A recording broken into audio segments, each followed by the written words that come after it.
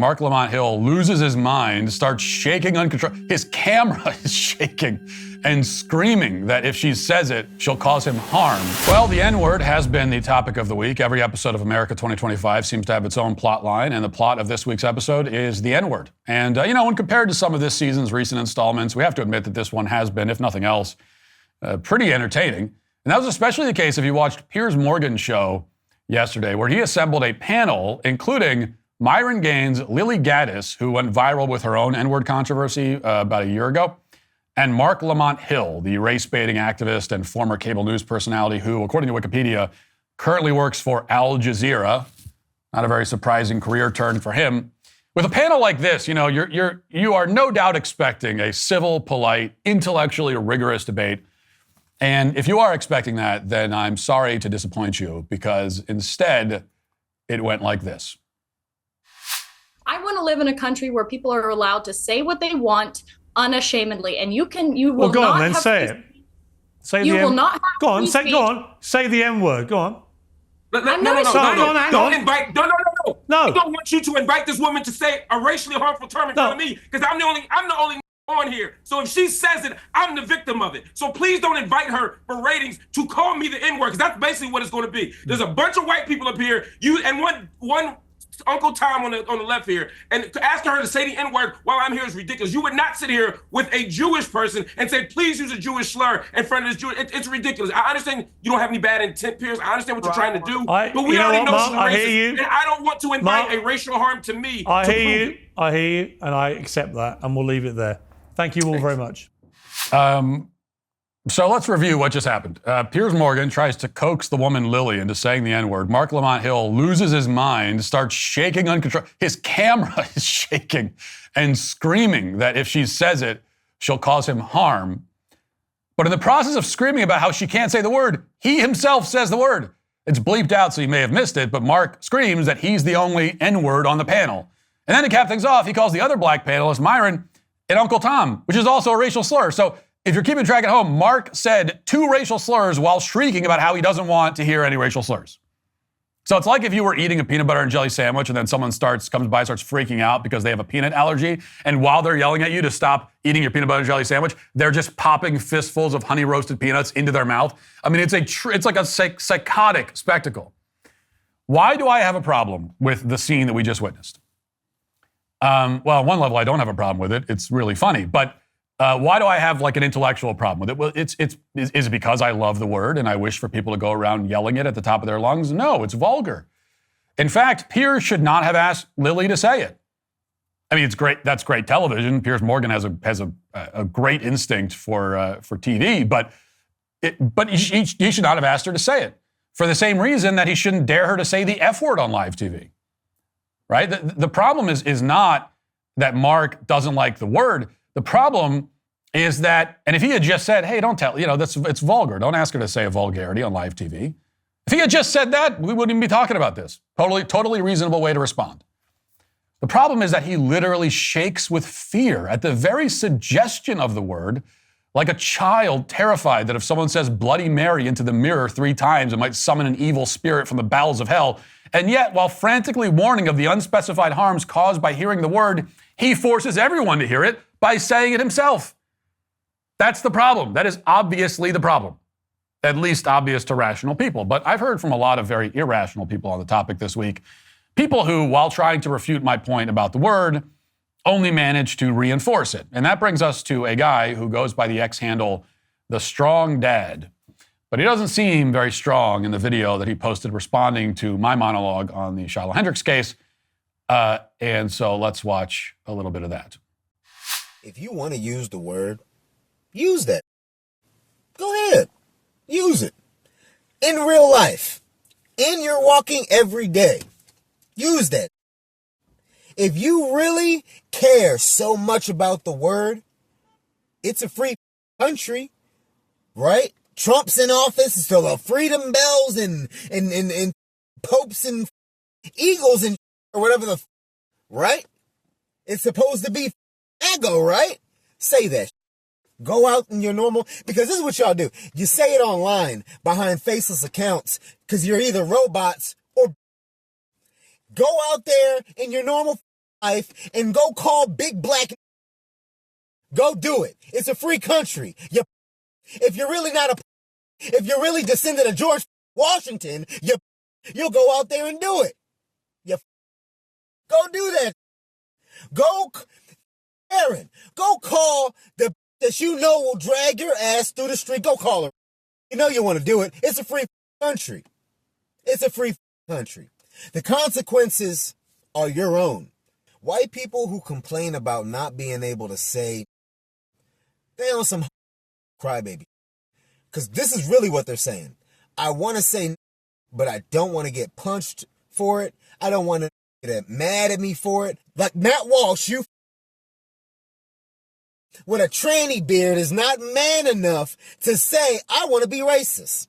Just say, I want to be racist. And I don't want y'all to get mad at me for it.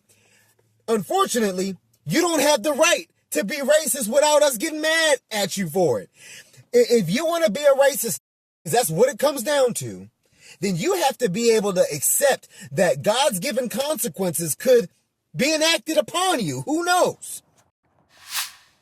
Okay, first of all, I have to say, don't go throwing stones when you live in a weak, patchy house made out of pubes, which is what your beard looks like. And I'm not one to beard shame normally. I'm on the record that I support any man who decides to grow his own version of a beard. But, coming after my beard when your beard has leprosy is a bit much. Throwing around a term like tranny beard when Ellen Page has a better beard than you is just, it's a bridge too far, man. It's a bridge too far. In a world that constantly challenges our values, now is a time to stand tall and boldly proclaim the truth. This is your moment, your opportunity to come together with top leaders from education, faith, media, and culture who are committed to making a difference. Our high-profile featured speakers, such as myself, Michael Knowles, Harrison Butker, Kirk Cameron, and Father Mike Schmitz, will share their powerful stories and insights on how to rise above fear and take a stand for the truth, no matter the cost. You'll be empowered to fearlessly stand up for your values and beliefs, knowing that you're called for such a time as this. It's going to be a great night filled with VIP parties, photo ops, meet and greets, and a call to action that will leave you inspired. It is more than an event. It's a call to action. Together, we'll ignite the courage needed to transform our culture and bring light into the darkness. Will you answer the call? All proceeds benefits furthering the mission of Courage Under Fire and Regina Celli Academy to change our culture through education, the arts, law, and the pro-life cause. Regina Celli Academy is the largest and only nationally accredited classical homeschool hybrid with 23 locations and counting across the country. To learn more about Regina Celli Academy and the gala, head over to courageunderfiregala.org. That's courageunderfiregala.org. Use code IGNITE10 to receive 10% off your ticket today. Hurry, tickets are selling fast. Second, less importantly, you've completely missed the point. The only question is whether you and all the people who've been saying similar things are pretending to not understand or if you really are this obtuse. And I'm not going to speculate about that, but I don't need to speculate to say that you have made the worst possible argument against my point because your argument proves my point rather than refuting it. You say that I would be too scared to say the N-word to a black guy because I don't want to be physically assaulted or killed. My entire point, or half of it at least, is that this word elicits a hysterical and wildly disproportionate reaction. In order to prove me wrong, you're warning me that if I say it, I might end up in the hospital. Yes, well, exactly. Yes. The other half of my point is that there is an insanely flagrant double standard around the word.